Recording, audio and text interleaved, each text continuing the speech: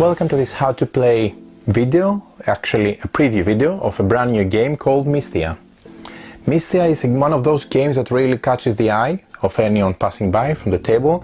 It has really this very pleasant and very aesthetically pleasing feeling to the eye. And this is just the graphics and the illustration that really is fascinating. Imagine when you have all the 3D miniatures and all the components of the final production, what this is going to do to your table. But besides the aesthetics and the visual pleasing look of the game, what is really interesting is that we have here a very robust game that really plays well, has very fresh ideas and has very dynamic and well fit together mechanisms. So Mysthea is a hand-building, hand management and area control Eurogame. We have very robust Eurogame mechanisms that we've seen a lot, like area control, but there is a twist and there's some really fresh ideas in it, like the moving floating islands. We'll see down the road when we explain how to play the video, how to play the game in this video. So what you have is you have a very essentially thematic and continuous fight of the control of these unexplored floating islands. These are the islands that we're going to see during the setup, that they go on these various positions around the central crystal that is fitting in the center of this new planet. And due to this exceptionally strange phenomenon and all the energy of the crystal from the planet, you have essentially a lot of anomalies that really have strange creatures and strange monsters popping in, that they are contesting with the players for direct control and direct conflict during this continuous fight for control of these islands and these territories. So you're going to fight for the control of these floating islands versus the players, while in parallel competing to attack and dominate those monsters and those strange creatures. So you gather your powers and you make the entire islands move. This is one of the new fresh ideas of this genre, if you wish, because it may be an area control game, but it brings a lot and many fresh new ideas on the table. One of these is it's not a typical solid rigid area control. You have these floating islands that they move, so essentially you can change the dynamics of the game and the area control aspect really easy during your player turn. But also what you have is you have fantastic and exceptional artwork, really nice miniatures, as we can see on the Kickstarter campaign. Tabula Games has made a strong presence on this board game new scene as a new publisher with a previous game called Barbarians, The Invasion. We've seen the first images from this production and we're waiting for our copy to make the how to play video of the final game. But we expect nothing less from this new adventure of Mysthea, and we're sure that the miniatures and all the quality will be exceptionally good, as we've seen with the previous game. So thematic wise, we are in the world of Icaion, if I'm spelling this correctly, where this is an unexplored area of a new world that it's being discovered. Players are fighting for the control and the dominance of these floating islands. No one can tell how these islands and these lands are floating around this planet, but essentially it's just at the frontier, and there is the need for exploration and the need for control from our champions and our players. And what we're going to see is that during to the exceptionally strange energy from the crystal that is emerging from the center of the planet, a very strange phenomenon will occur, like the appearance of strange creatures and monsters that people will have to, and that players will have to fight, while in parallel contesting each other for control. And all this is blended very well with the dynamics and the mechanics of the game, creating an exceptionally pleasant gaming experience for us. Let's see how we set up the game, and then we'll explain how you play Mysthea. So let's see how we set up the game. Here's the main board of the game. We start by selecting the 5 floating islands and putting them randomly around the center game board, whichever way we want. Each island depicts of different terrain. As you will see, it is consisted of 3 main areas, 1, 2, 3, of different terrain type, and this is the center of the focus of the players, who will be trying to get control of these different areas to score victory points. We'll see how this is done. So another thing to note is that no 2 islands are the same. They are all different between them in terms of the selection of terrain, because you will be fighting for controlling those specific terrain. And you can see as example you have the rivers, the misty areas, the rocky areas, etc. So they're all set up in the specific empty circle positions around the game board. Don't worry, it's random and they're not going to stay there for long because they can move.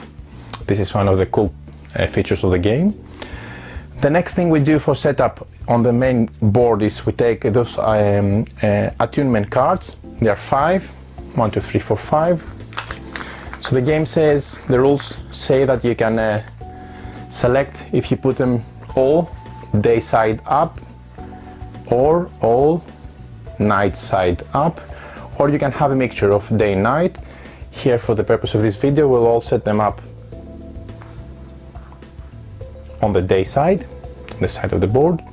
You have very nice iconography and very nice illustration, and at the bottom there is the iconography which is explaining how you can score victory points for those. We're going to get into the details during the how to play video down the road.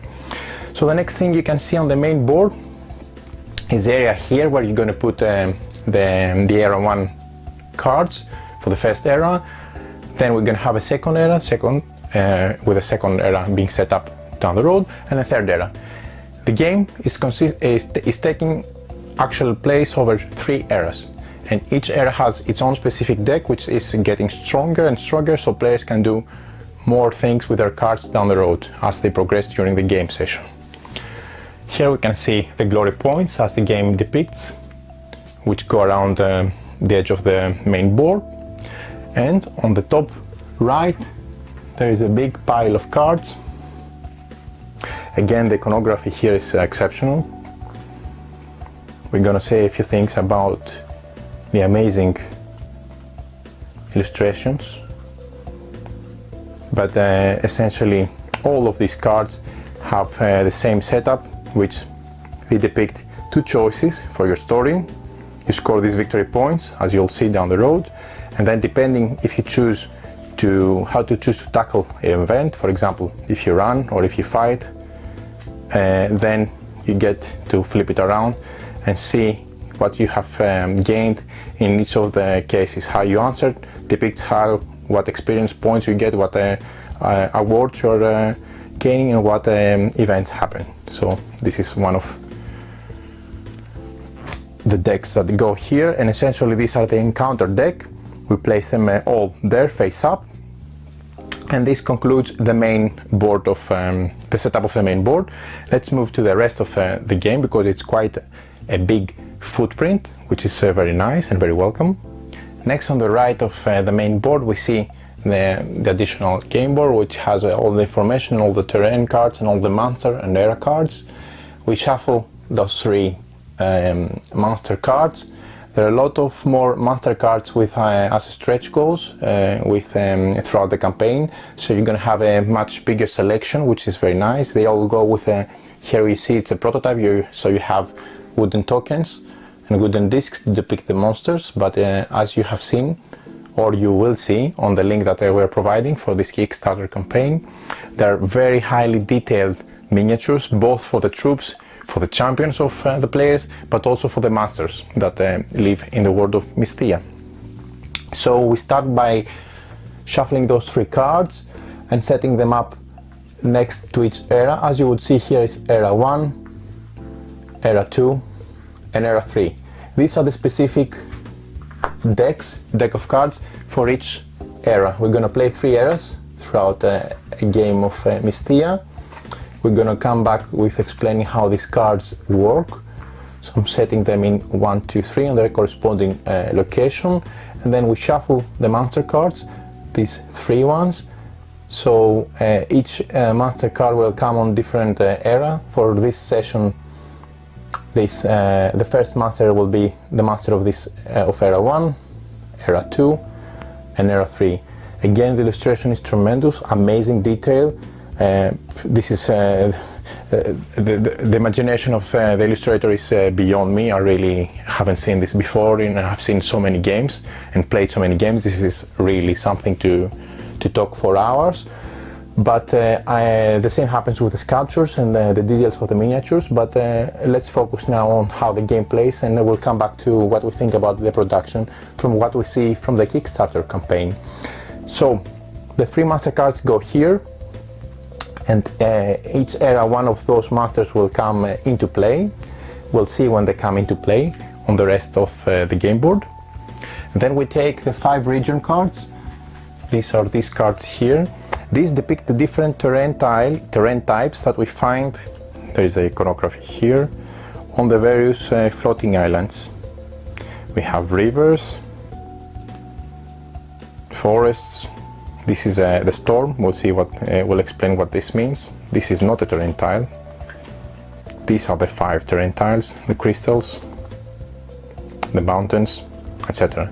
Just to remind you that these are the same terrain tiles, that special terrain that they come with the floating areas. So they match. This is a river, for example, and this is on the right the card that depicts this specific terrain. So we shuffle this, we prepare this deck. How? We take the storm card plus the first era monster. This is going to come into play on this specific location, so we can find it and put it for the beginning of this first era. This is just to show you on this terrain. You can see the iconography. The iconography may seem a bit difficult to get into, but after a few plays and you get familiar, so you get used to it. There is also one a companion app which has all the cards and all the special iconography explained, so this is very useful, and it's a very welcome addition. So coming back to this region deck, this is the event deck essentially. We take the master, the sand, the storm card, we shuffle them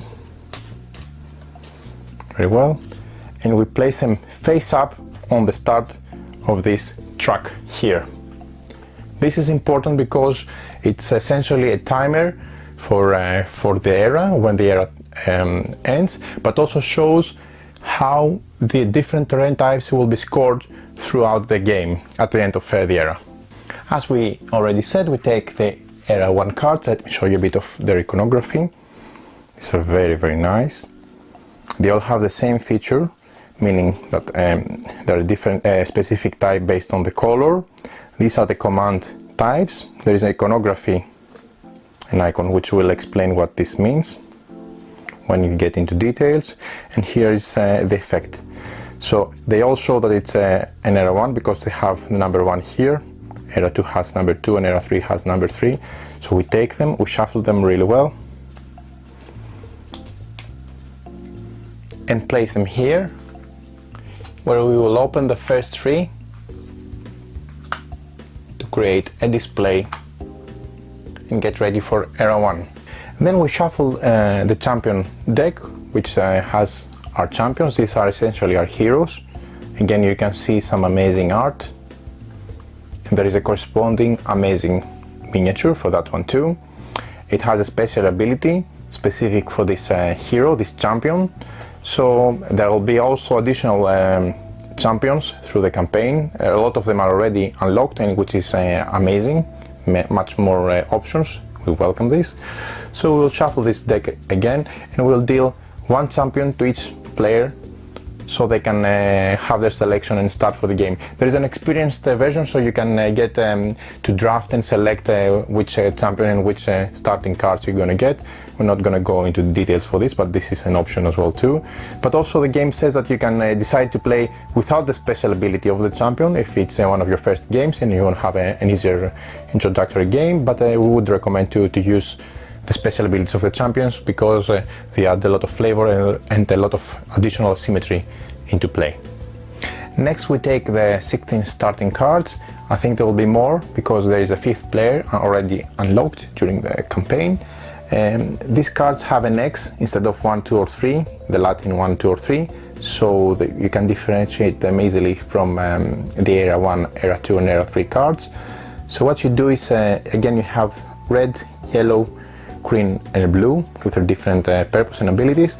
And what you're gonna do is you're gonna randomly deal 1 red, 1 yellow, 1 green and 1 blue to each of the players, so they're gonna have their starting hand.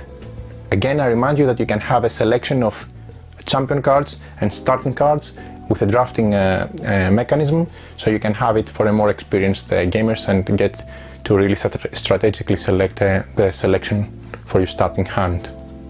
Now let's move to the player's personal setup. Each player must choose a color, and then they take all the matching pieces of their color. They start with their personal player board, which is this one, which has slots for the cards, and this is the discard pile. These are the accessories, and these are the upgrades. We'll see what this means. We have a track here which tracks experience and energy. We'll explain how this works. Here is our hero, our champion, we talked about earlier. This is depicted by this meeple here on this wooden meeple for this prototype, but it's going to be an amazing miniature, obviously. Then we have the troops, which are these small guys here, and the big squares are depicting the golems, the stronger unit in the game. So the strength is 3 for the champion, 2 for the golem and 1 for the troop. We have 4 fortifications that they're used also with strategic play for tactical positioning, and we get also one of these tokens that depicts where the encounter is going to happen. So this is where the champion is going to be chasing this encounter token in order to be able to go for encounters if they wish. They can do up to 6, and they keep track by keeping their cards under their champion hero cards. So you start with your ready area. These are the already recruited units. You start with 2 troops and 1 golem plus your champion guy, which is going to go onto the board, and then the rest are just a supply, so you can use it throughout your turn. And the champion is also considered already recruited. Again, just to mention that these are wooden components, but they're going to be amazing detailed miniatures, and you're going to have color yellow rings, for example, to stick and click at the base of your miniature, so you can differentiate your own units from your opponent ones from their different color rings. Again, as we mentioned, the large disc is used to keep track of your experience, and the small disc on this track is used to keep track of your energy. Again, from what I've seen, there is already a lot of custom wooden cut special markers that are used for depicting energy and experience, which is again really cool.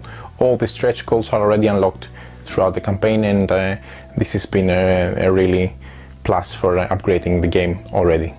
Last but not least, players shuffle the artifact tiles, which are these tiles here, and they're depicting a charged side with the crystal being charged, and a discharged side where you flip it once you have used it and you get to recharge it again.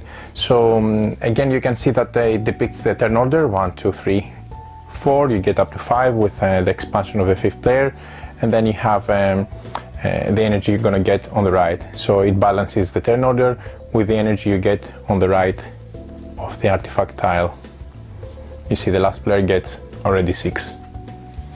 Then in opposite order of play, players choose their champion and place them take the miniature of their champion and place it on an island on any of the 3 regions.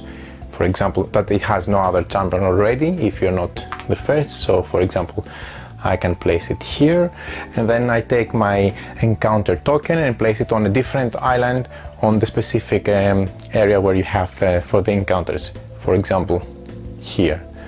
So once this is done by all players, then we're ready to start with the first era. So the game is divided into 3 eras, as we already mentioned, and the rules apply to all the eras. So essentially at the beginning of each era we have the beginning of the era phase, where the same steps are followed, so we're preparing for the era, and these are generic steps.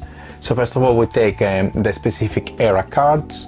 For era 1, we've already done it. We took them from this location here, and we set it up on the top display and open the first 3 to create one open display.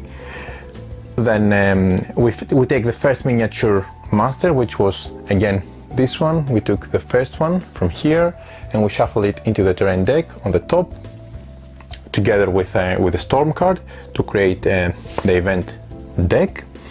And then all wooden champions, which are champions that are being their card is being on the sideway because they have been wounded. They are refreshed like that, so we can depict that they are already refreshed. So all wooden champions go back to their normal strength, meaning they can use their special ability.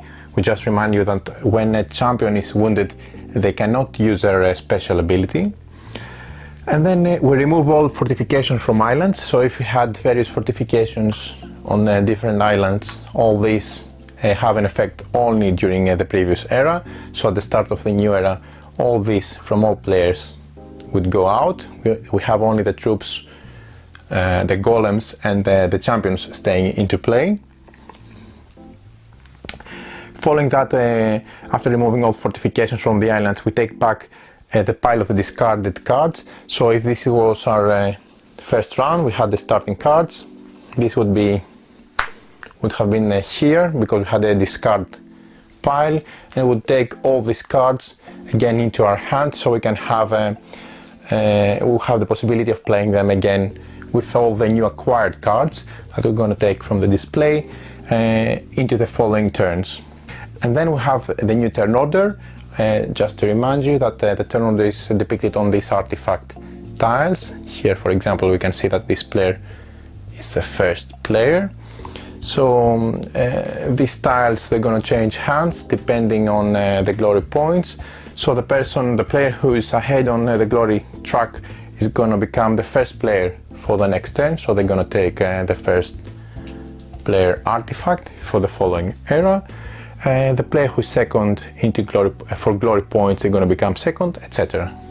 Also, you have to remember to turn your artifact tiles face up. So if they were discharged like that, you'll need to remember to refresh them to turn them into the charged side, depicting the energy of the crystal. Very nice detail. And again, on the right we can see a number which is different for the different turn order artifact tiles, and this depicts the energy of the players that they're going to have for the following round to come. So they're going to get 3 energy if you're the first player, for example. So this was the beginning of the era. Now we move to the era phase, the actual era phase. What happens during the era? We're in the first era.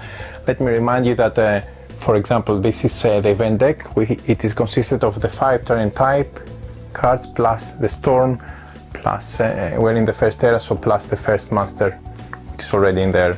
We shuffle it, we create a deck, and it's placed face up on the first space location here, which holds the events. So at the beginning of each round, the first player places the top card of the event deck into the first free space on the event path. So what would happen is this is going to go here. Immediately we identify that this terrain type, which is forest, is going to worth 2 victory points when it's being controlled at the end of the era. This very nice mechanism, because during the game for the next following round, this crystal area is going to worth 3 victory points, and so forth. This is an essentially exceptional mechanism because it reveals slowly the amount of victory points that they are accumulative for control during the era. This is going to be moving to 4, 5, 6, 7, 8, 9, 10, up to 10 victory points. So players were going to get at the end of the era, for each type of this terrain, for example crystal terrain, 3 victory points. So if they control, for example, 3 crystal terrain types on the 5 different floating islands, they're going to get 3 times 3, 9 victory points. This is not bad, but imagine if you are about this area is being populated like that for the subsequent rounds. And if, for example, this is let's say the master came here, and here we have the rivers. So each river territory is worth 8 points. So if you have 3 rivers, you're going to get 3 times 8, 24 victory points at the end of this era, which is quite a lot of victory points. So players are going to start to, they're going to want to control the different terrain types over the course of the era, but they're only going to get to know the highest value terrain type towards the end of the era, which is a really good mechanism and works very well, in my opinion. So as we mentioned, as turns take, players take different turns. At the beginning, if everyone had a turn, then the next terrain event card is going to be pushed to the next empty space. Then everyone gets a turn around the table, the next one, the next one, the next one, the next one, the next one. This is the flow of the era, essentially. So besides the 5 different terrain types that we have, as we have seen, we have the storm, and we have also the first monster, which is here. All these cards are going to be shuffled for the second era, together with the second monster, and then for the third era with the third monster, meaning that all these spaces are going to be populated for the third era. That being said, the second era is going to be more difficult because 2 monsters are going to pop on, they're going to be revealed, and in the third era 3 monsters are going to be revealed. Also the Sunstorm creates an additional factor of unpredictability, because what happens is when this is resolved, at the end of the era these cards are resolved with a turn like that, so that means that forests are going to be scored. Then the storm is going to happen, meaning all monsters are going to move 1 island clockwise, so they're going to change position. Then the next terrain type is going to be scored, then the monster is going to attack, etc. So for example, if the monster attacks first, if it's revealed here, this creates a completely different dynamic during the era, because first the monster is going to attack, then it's going to be moved, meaning essentially some control is going to be eliminated, because monsters are really strong in this game and people can have to work together in order to be able to beat the monsters. Otherwise, if they're on their own or isolated, they're pretty much doomed. So the position of the monsters, the position of the Sunstorm, and the position of the terrain cards in the event deck flow matter essentially quite a lot, because they create a very dynamic and diverse turn with, I would say, nail-biting interest how it's going to play around. So how a turn plays out. What is the flow of the game essentially? So basically, during your turn you must do one of the following normal actions. You have 3 selections, 3 main actions you can choose from. You only choose one to do each time. You can either meditate, develop, or act. We're going to go into details about the specifics of each of the main actions. In addition, you can do one of the following special side actions, either before or after your main action. These special side actions are activate an accessory, start a battle, move an island and perform attunement, or face an encounter. You can do whatever you want, so you can do first the special action and then the main action, first the main action and then the special action, it's up to you, but you can only have 1 + 1 of each. Okay, let's see the 3 main actions that we already discussed. Starting by the easiest out of the 3, which is meditate.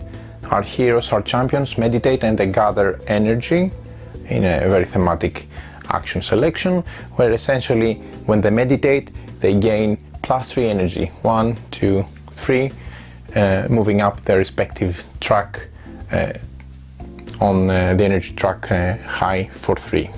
Meditation has not finished yet. Besides the 3 energy points you get from meditation, each player that selects the meditation as a main action checks their units deployed on the various floating islands around the game board. For each region that has at least one of your units, you'll get the bonus of that region in the following order. So if you have units on forests, you get 1 energy point. Units on river, you get 1 glory point, victory point essentially. Units on fog, you get 1 experience point. Units on crystal, you get 1 command point to spend and recruit deploying units. You can spend 2 command points received from 2 different crystal regions to recruit or deploy a golem, which we remind you that needs 2 command points. And finally the mountain, where you deploy 1 fortification in a region where you have at least 1 unit. So for each region that has at least 1 of your units, you get the bonus of that region in the following order: forest, river, fog, crystal and mountain. So the meditation action is not just a +3 energy. Depending on your deployment on the game board, you get so many additional bonuses, small bonuses, but small, that make a difference when gathered at the correct time. So we've seen meditation, when players meditate to gain energy plus additional bonuses. The second main action that a player can select to choose to do is develop. You can only do this action if you have at least 1 energy point. You cannot do develop when you have 0 energy. People need to take a good consideration of this, because if you end up with 0 energy point, you cannot do develop. So what you do is we're focusing on the display on the top right of the main game board. So you observe the 3 cards facing up in the upgrades area, and you choose to either turn over the top card in the era deck and place it next to the other 3 already facing up cards, meaning you do that.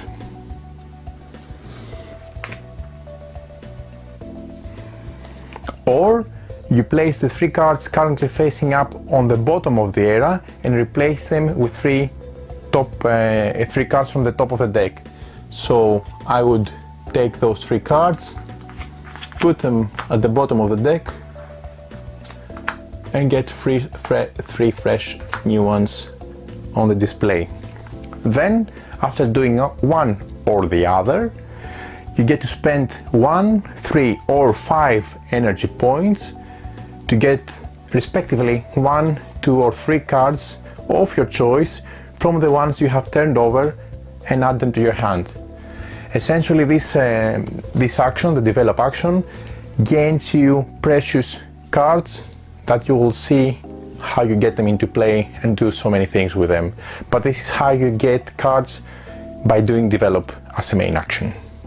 Another strategic play you can do is if players select to do the develop action very often, that means that this specific era deck is going to run out sooner than otherwise, and in this case no new cards will be turned over, but you'll still have some into play, and this would be the last ones that players would be able to select when they do the develop.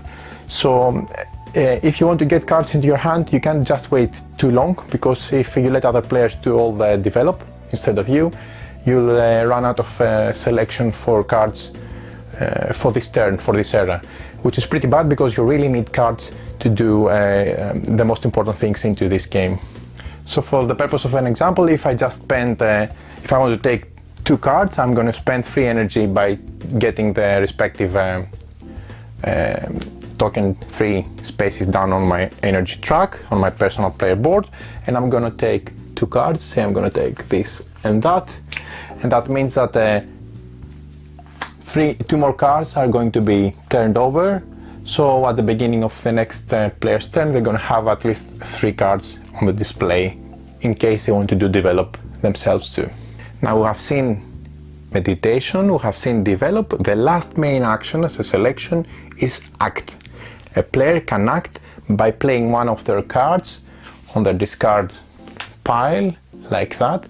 Just to remind you, we're going to get all of the discarded cards back into our hand for the next era. So when I play a card, when I act, I can do a lot of different things depending on what I choose to do with my card when I act, and we're going to get into the details of the options just right now. Okay, so let's see the anatomy of the command cards.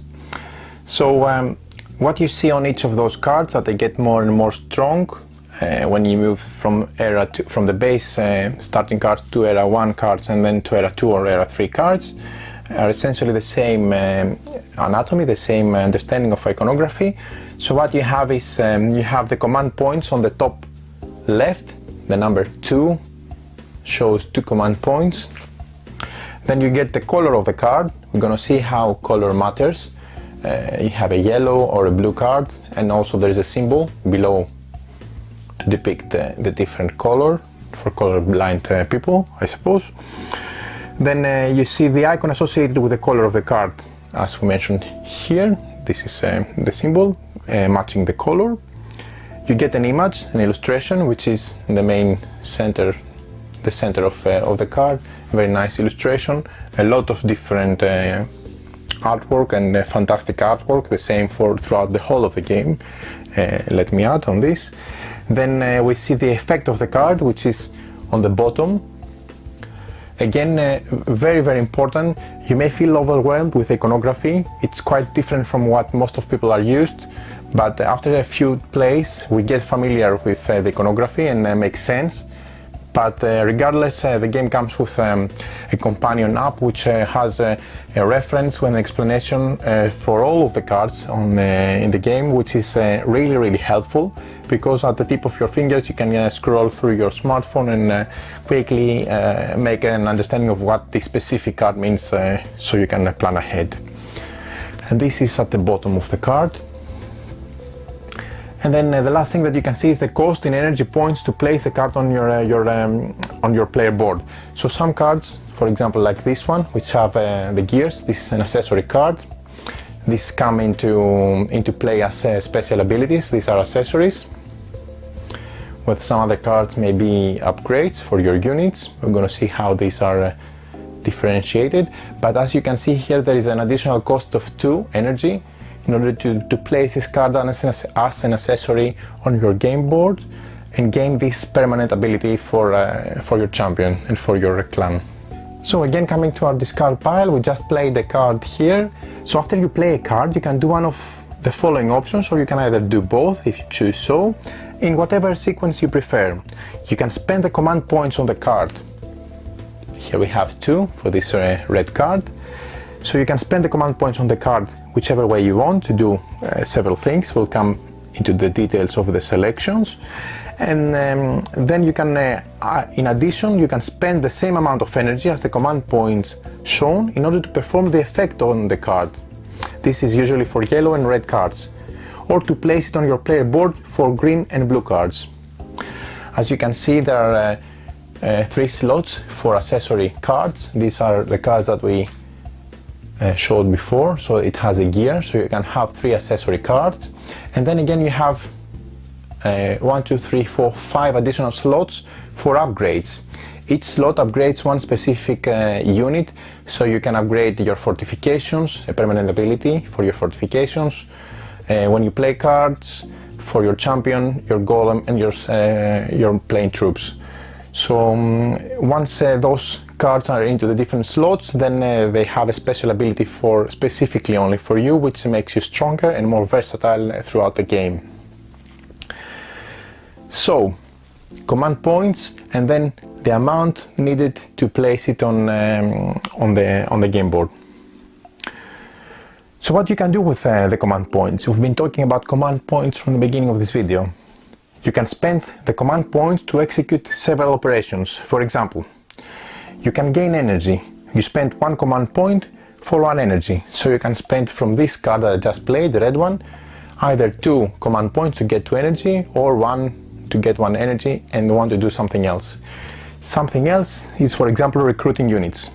You can spend 1 command point and move 1 troop from beside your player board, this is your reserve, to the recruited ready area on your player board. Meaning I can spend 1 command point to make readily available 1 troop on my ready area, which is on the game board, on my personal game board play area. I can spend 2 command points to do the same for a golem. A golem is a stronger unit, it's these yellow cubes, the big one. These are going to be really cool miniatures, but for the purpose of the video, please focus on the gameplay and not on the wooden components. So I can spend, instead of 1 for a troop, 2 command points. So if I would play this card directly like that, I would be able to recruit 1 golem, which is stronger, has a strength of 2 instead of 1 for the plain troop. Then I can deploy units. I can spend 1 command point to move 1 troop from my recruit area, which is here, on a floating island where my champion is located. So this is the purpose of moving around your champion, because you can deploy units where your champion is on this specific region, on this specific floating island, which is crucial.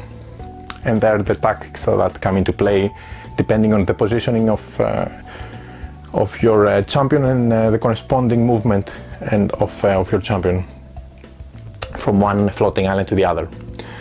Again, you can spend 2 command points to move a golem from your ready area to the area where your champion is located. And finally, you can spend 1 command point and move 1 fortification from the side your personal reserve. This doesn't go into your ready area. You can take it directly from the side from your reserve and put it where your champion is located. As you would already have noticed, the importance of the positioning of the champion is tremendous, because all your units that are being deployed come into play to the specific region on the floating island that your champion is located. Very, very important. And then we have obviously travel. So another thing you can do with your command points is you can travel. You can spend 1 command point to move 1 unit from one region to another region on the same island. For example, I can do that. I can spend 1 command point to take this troop and get it here. In addition, I can spend 1 command point to take a unit from a floating island and move it to an adjacent floating island on the same terrain type. For example, I can take this troop. I cannot move it here because there is no mist. We were located on the mist terrain, but I can move it from here to here for 1 command point, which means 1 travel point. The units travel in different ways. Fortifications cannot travel, obviously. They're placed on a specific area and they stay there. Troops and golems can only travel once in each turn. Champions can travel more than once, meaning if I would move with 1 command point this troop from here to here, then I wouldn't be able to move it on the same turn in additional area. But my, say I was the purple player, my champion can move more than once. That's the flexibility, because we want to move our champions a lot throughout the game. So you can move it with the same rules for 1 point from a mist to a mist, and then for a second point to a second region within the same floating island. Remember, I just spent, let me show you again, this command card to travel twice with my champion. So I played it on my discard area and I moved my champion twice because there were 2 command points. What I can also do is I can spend this amount of energy by decreasing the energy from my personal player board to do also, in addition, if I wanted to, the effect of the card, which is located at the black area at the bottom of the card. And again, I'm referring to the Compedia, the companion app, which explains all the cards into detail. But just for the explanation of this step, there are 4 different types of cards. Let's go into detail and see how they work. So the 4 types of cards are differentiated by the symbol and the color. We have the lightning bolt, the victory point symbol, the gears, and the upgrade unit here. So from left to right, let me explain what, for example, the tactical cards, the red ones, do. If you spend the same amount of energy points as the command points on your card, you will immediately gain various types of advantages in order to catch your enemies unaware. So you get the tactical ability here. This is an aggressive, usually tactical movement. Then you have an objective, which is the second type of card, the yellow ones. If you spend the same amount of energy points as the command points on this card, for example, they are all 2, then you'll immediately get glory points according to the specific criteria. So these are for victory points. You get that many victory points based on the criteria described at the bottom of the card. Then you have the green cards, which have the green banner you can focus on the gear iconography. If you spend the same amount of energy points as your command card, you can place this card on one of the 3 accessory spaces on your player board. From now on, your card will remain into play, giving you a specific special effect as an action. You can do as a side action before or after your main action. We mentioned this before. Obviously, if you have already 3, you can discard one you already have to get a new one into one of the slots for additional versatility. And the last is the development. So you have 5 different possibilities to develop. For example, here is a blue card that develops your golem unit. So if you spend this amount of energy points, again in a similar fashion, you would put this on the upgrade area for the golems on your personal game board, and your golems will have a special ability only for you, which will make you stronger and more versatile tactically throughout the gameplay. So you can have one development for your champion, one development for your troops, one development for your golems, one for your fortifications, and one for the cards you play. So you can get various bonuses and become stronger when you do the different things within the game. We're not going to go into the details of the effects of these specific cards. Again, there is a lot of the game manual will come with an explanation, an additional, I don't know if it's going to be a separate one, but it's going to be an additional leaflet with the explanation for all of the cards. But I would rather use, to be honest, the companion app, which will make it easier for us to quickly remember, at least for the first place, what each card does into play. So coming back to the special actions that we can do before or after our main action, just to remind you quickly, the selection are, for example, we can activate an accessory, so we can use the effect of one of the accessory cards already in play on our player board, meaning that we have already installed this accessory. So we can use the effect once per turn, meaning I can use either of those, one per turn, because I have these 2 options enabled from previous play. I can start a battle, so I can turn my artifact tile, discharge it, so I can only start one battle till I reach the 6th slot on the event deck where we recharge the artifact. And once I do that, I would move to the battle phase. I'm just going to show you now how this is done. So once I have declared the battle by flipping my artifact tile to its discharged side up, if I have it already discharged, I won't be able to start the battle, obviously. So I choose a region where I have at least 1 unit and where there is at least 1 enemy unit. For the purpose of this example, let's say that we are here. So I'm selecting this region. I would select 1 region, meaning one of the 3 regions of the floating island. Then all players that have at least 1 unit in the region choose in their region of choice. They must they take their hands under the table, and they can either select an empty fist, which means they don't react, they do nothing, or they can select a card, and depending on the card that they select, they would do one of the following reactions. So if I was here like that, for the purpose of this example, something like that. Let me show you a bit higher so you can see all the possibilities.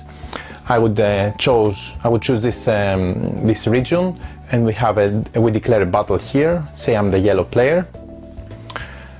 I don't know why I would choose a battle if I was a yellow player like that. It doesn't make sense. For me, I'm not strong, but just for the purpose of this example. Then each player, they're gonna get their hands 2 fists below the table, so they can come up simultaneously with a selection of either an empty fist or a card. And following that, when the choices are ready, players reveal their choices. And if you choose to react, you do nothing, so you just face the consequences from the people who act. If you chose to react, you show your card from your palm, and then the battle occurs. but the battle is very simple, but very interesting on the same time, because making a fight is not the purpose of this, the sole purpose of this game. It changes the dynamic and the area control, but this is not just about battle. So again, coming to the resolution of the battle, depending on the color of the card that the players chose to reveal, you can either have, again, a yellow, a blue, a green or a red card, the same cards that we have seen before. So from your hand you can select any color and reveal it. Obviously these are cards that you're not planning to play, because you are using it for the battle. So if it is a yellow card, you receive as many travel operations as the command points on the yellow card that you have chosen. That means you can retreat units, but you can only retreat units that are in the region where the battle is taking place.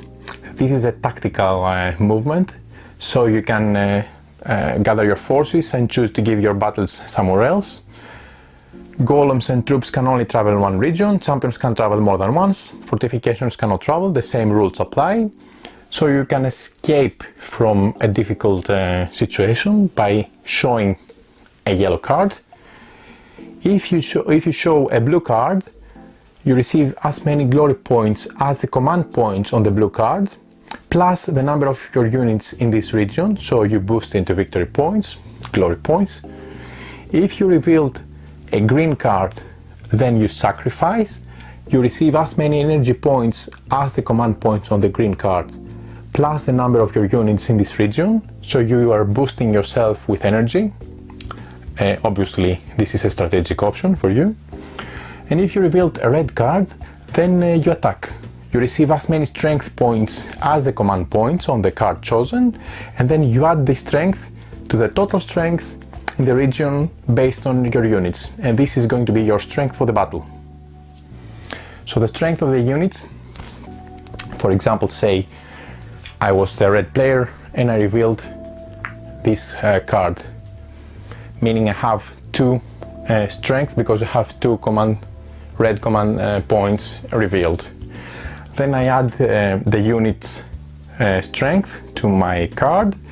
That means that I get, for each troop I get 1 additional strength point, for each golem I get 2 additional strength points, for each fortification I get 2 additional strength points, and for each champion I get 3 strength points, unless my champion is wounded, meaning the card of the champion is faced sideways, so he is wounded, so he can only contribute 1 strength instead of 3. Our champion is the strongest unit, but only if it is not wounded. In this specific example, the red player has a 2 strength from the golem, plus 2 from the fortification, that means 4, plus 3 from the champion, 7, plus 2 from the card, 9. Obviously this is an overkill, but for the purpose of this battle, let's say that red player really wanted to take control of this area, so he really boosted themselves with strength points in order to win this region. So in turn order, each player compares their own strength to that of the person with the most strength, in this case the red player. Then you must remove the same number of your color units from the battle as the difference in strength points between the strongest player and yourself. The units removed must be replaced to your own player board and can be deployed later on in the future. The player with the most strength victory points of all receives 2 glory points for each enemy unit removed, each champion wounded, and each enemy unit that traveled to a different region, fleeing essentially, using the reaction. That means that this is a chance to force your opponent, to weaken your opponent, but also to gain additional victory points. A wounded champion, a champion is not killed, you cannot kill a champion of your opponent, but you can wound him, so you can make them less strong, but also a wounded champion loses their special ability, which is pretty bad for the whole era, but this is again restored for the next era, as we've seen before. This is a very interesting take on the battle aspect because it's quick, it's fast, and really changes the dynamic of the area and the strength and the control of this area. So you can you cannot completely wipe very easily your opponents, but you can weaken them and then finally eliminate them if you really want to take control of this area. Because what matters at the end of an era is the control. Who has the most, who is stronger, if you wish, for this specific region, because if this card is the last, you can go all the way up to 10 victory points, which means a lot for scoring victory points for this era. Another special action a player can do is that they can move an island. Yes, our champions are really strong. They use the power of their mind and they can move whole islands, floating islands, that is around the planet. So you can again discharge your artifact. Reminding you, the charged side is this one, so you discharge it. So you can obviously see that you cannot do with the same at the same time a battle and moving an island. So you can pick your strategy accordingly. But if you want to move your an island for strategic option and for placing it closer or further away from you or from the masters, then you may do it as a special action. You turn your artifact tile discharge side facing up, and then you move the island that you wish where your champion is. Again, your champion is a very, very crucial and centerpiece to everything that you do. All your strategy evolves around your champion, from deploying units to doing again additional strength in battle, but also moving islands like we see now. And this is a really cool part of the area control of the game, because this is not a static area control game. This is an evolving, moving and ever-changing area control game. This is one of my really picks from this game. This is why I really like it, and I think it stands out from the crowd. Because if I was, say, the yellow player, that means that my champion is here, so I move the floating island with the power of my mind in the center, just above the crystal of the planet, and then I would move again the rest of the islands in place. So for example, this would go here, and I can get this island coming back here, for example. So you can quickly rearrange the situation with the positioning of the floating islands by selecting the floating island where your champion is located, moving it into the center of the planet, of the game board, and then filling in the islands correspondingly. Now, when you perform the move island, you just not simply move an island, you can also, if you wish, perform an attunement. So when say you want to move an island, you move the island with where your champion is located, as we already seen, and then if available, if you want, you can perform an attunement. So if available on the game board, if there are still attunement cards on the side of the game board, this is a location that we've seen before, you can choose to take one of the attunement cards and immediately score the condition for the victory points based on the attunement card. So you can only take one attunement card in each era. However, you can always decide to move an island without claiming an attunement card. Lastly, then you move the island where your champion is located to another island position by sliding the second island and any other islands around so the circle is complete. This way, different islands will be next to each other and all the units in play will be able to travel differently, changing the dynamics and the neighboring of the different islands. So again, the iconography on the attunement cards is explained in the game rulebook, and you can see how you score points. Most of the cases you won't be claiming attunement cards at the beginning of the game, maybe not that frequently, because you want to do it when you are more strong, because the conditions will be providing and producing much more victory glory points throughout the game and not at the beginning at least. Now the last thing you can do is you can face an encounter. Remember, our encounter pieces are the ones depicting This is an encounter. Let me zoom it out for you. So they're located on different islands, depending on the setup of the game, but they also move around from turn to turn. We'll see how this goes.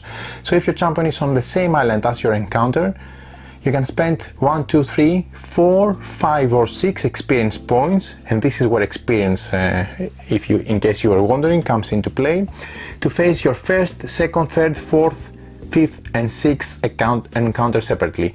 Meaning if you're facing your sixth encounter, you need to be able to spend 6 experience points to claim it. That means that progressively the encountering the facing encounter option becomes more difficult, but obviously that's because you get additionally victory points and added bonuses from that. So you state your choice and you turn the card, because as you have seen at the beginning of the game, when your champion comes here, for example, they will be facing an encounter. If it is the first encounter, you're going to spend only 1 experience point. They're going to get immediately those victory points depicted in the middle of the game card, the encounter card, and they're going to choose if they're going, for example, fight this event or flee. And depending on their choice, they're going to flip the card and correspondingly face the rewards and the scenario for each of the cases again. And I'm referring again to the companion app for the cards, which gives the flexibility of easily following through the meaning and the explanation of each of these cards, in addition to the rest of the command cards as well. So once this encounter is faced, then you move your encounter token clockwise by the number of islands indicated on the encounter card. Exactly the number that is depicted on at the back of the encounter card. This is done clockwise, so if you go to move your encounter token by 2, this will go from here to here, for example. And then you would slide the encounter card partly under your, if you have faced this encounter, you would slide it slightly under your, like that maybe, your champion card, so you can show that you have already faced your first encounter, and you can get up to additionally 5 more for extra victory points and additional rewards. Encounters have 4 different types of options.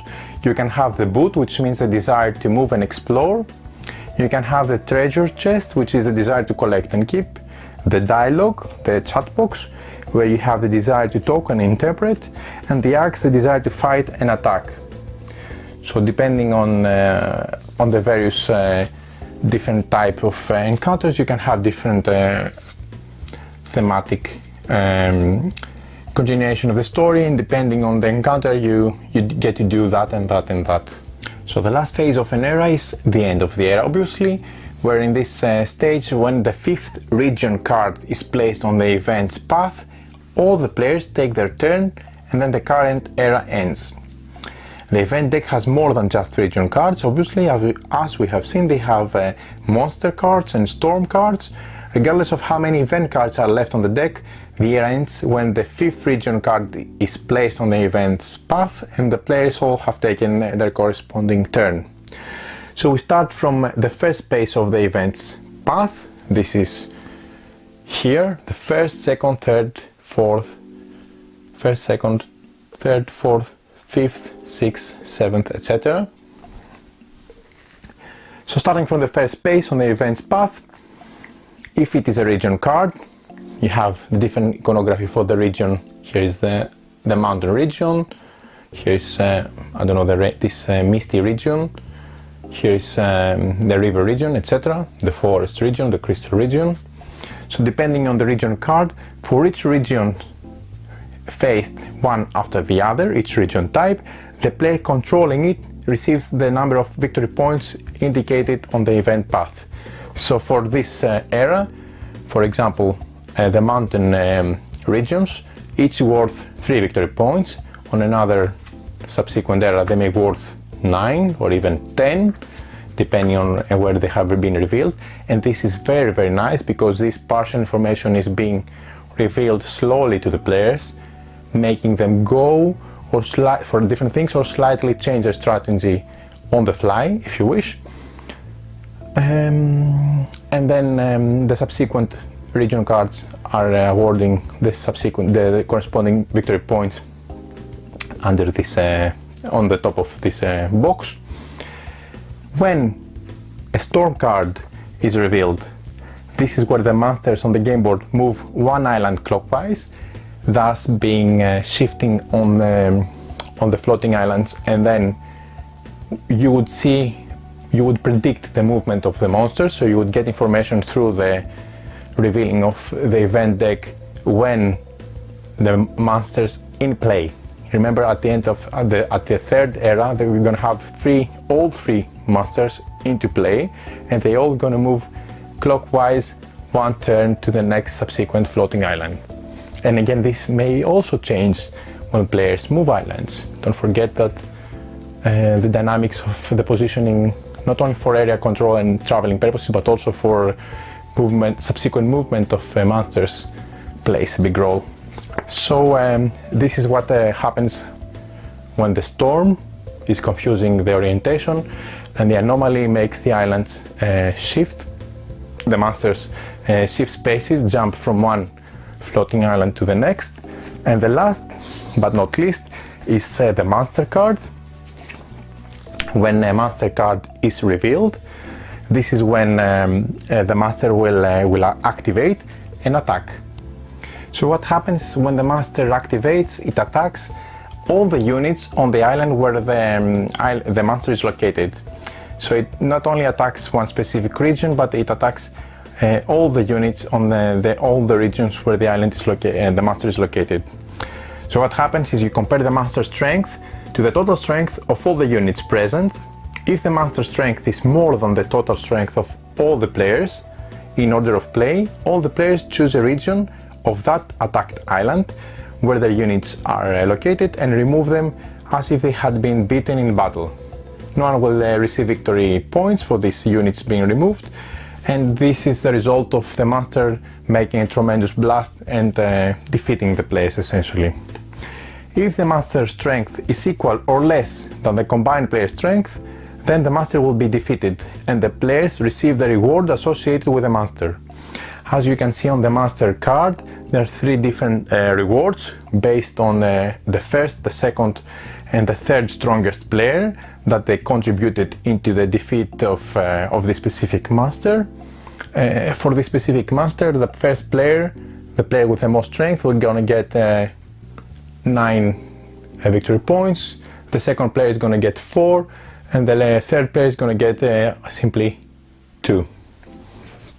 Again, different masters, plus additionally unlocked masters from the campaign will give you different things and different rewards in terms of amount of victory points, that is. But also they can give you in addition not more simply victory points, but also command points to spend or extra things. It's not just simply gaining victory points, and this is the beauty of the versatility of the different masters and the sequence, if they're gonna hit era 1, era 2 or era 3. For example, just to show you, I'm not gonna go into the details, look at the rewards, victory points plus command points, for example, for the various different masters with their respective, obviously amazing, highly detailed miniature. So the player with the most strength is gonna get the first highest reward, and once this is been resolved, after attacking, whether or not the master has been beaten, then it will move to the next island in a clockwise direction. So it will stay into play, and in the second era you're gonna have 2 masters hitting the floating islands of Mysthea. So the game ends obviously at the end of the phase 3 of the third era, by the players having to total their total victory points depending on the last scoring of the last third era, and the players with the highest total is the winner in this game. Okay, so this is how you play Mysthea. A few things that I like about this game. So obviously the tremendous art. This is one of the high peaks for this game. You may seem a bit skeptic about the art. I admit I was a bit skeptic when I saw all this very fantastic but very also blended art, totally captivating, but also very strange at the first look. But the more and more I checked and come back to the different art book and the different illustrations, I was intrigued and really taken into the theme and into the art. I came to conclude that I not just like the art, but I love it. Very clicking together with the mechanics of the game and giving a mystic and different feeling to the game. But what I really loved, besides the very nice art, which we have seen in different games as well, but in this one too, is the mechanics of the game. It's a visually pleasant game to look at, the illustration. I'm sure the miniatures after the production copy, they're gonna look glorious and they're gonna be fantastic. I have no doubt there. The images and the details seem amazing already from the rendering. But what really drives me and keeps me into this game is the way it plays. First of all, I'm a big fan of area control games. It's one of my favorite genre for board gaming. What I really like about this area control game is the versatility and the flexibility. It is not a rigid map, like the map of Europe, where you have, for example, in various area control games, you put your strength and you really get strong in one area and people try and come and beat you out or outmaneuver you. Here you have always, everyone is within each other's grasp, due to the movement of the floating islands, due to the movement of the monsters, due to the movement of the champions, which are really crucial figures in the game, because you deploy units where your champion is, but also you can move an island where your champion is, etc. You get different dynamics. What I'm trying to say is, in most area control games, which I'm a big fan, as I already mentioned, you get to really set up a strategy and follow it through, and you really think around half the game, half the session, that you have found a way how to navigate towards victory, or not. Obviously you're not always winning, or your strategy is not always the best. In this game, right from the beginning up to the end, you cannot really feel safe, which is for me it's a good thing, because there is no solid strategy or runaway winners. If someone is doing something really well and they can keep doing it with not being interrupted by their opponents. Everyone is in each other's face. You can quickly go and tackle someone, try to put your forces, beat someone out of a region if you really want to, outmaneuver them with tactical movement, deployment, or even moving off the floating islands, and make a difference from your upgrades, because your upgrades are really cool. Not only you can control units, it's not just about the numbers, but the specific abilities your units have. For example, you can have a golem which has a strength of 2. Your opponents have golems as well, but your golem have special ability that your opponents may not have upgraded. So you tactically select to boost your golems into a specific region that matters a lot to you, obviously due to upcoming high victory point scoring, and taking advantage of your upgrades to make an effect and try to beat your opponents. The last thing that I really like is how the different terrain types worth different victory points each turn, and it's just like you have a, it's someone has played out the movie for you. You know how it's going to run out, but you're just getting to flip the last pages of the script really at the end, and then it's when you know when the monster is gonna hit, when the storm is gonna hit, when the most precious victory point terrain cards is gonna come last, or you're making guesses depending on turn after turn when the cards from the event are revealed, and this really makes a difference. This really gives a very robust and captivating game that elevates and stands out from the crowd, by far in my opinion. So I'm sorry for the long video. I really hope that I managed to give you a good feel of how the game plays. So I'm just going to close with showing you some of the amazing art, which this is obviously going to come into an art book from the campaign, but I think it's very, very different. The imagination of the illustrator, sorry I'm forgetting their name, but they have done tremendous work. This is very, very fluid, very, very alive, and highly detailed as well. These are the champions, more champions from the stretch goals, the different terrain, the sandstorm. Check out the details on this beautifully illustrated art. And the world of Mysthea is really something different, and for sure it may not be for everyone, but it's something unique and something that one has to admit that stands out from the crowd in gameplay, in production, and in visual aesthetically, that is. So this is the video of Mysthea. I hope you enjoyed. I really hope that it's a good game to support, and I'm really putting my 2 thumbs up for this game. I hope you like this video. Till next time, you've been watching Epitrapaizoume.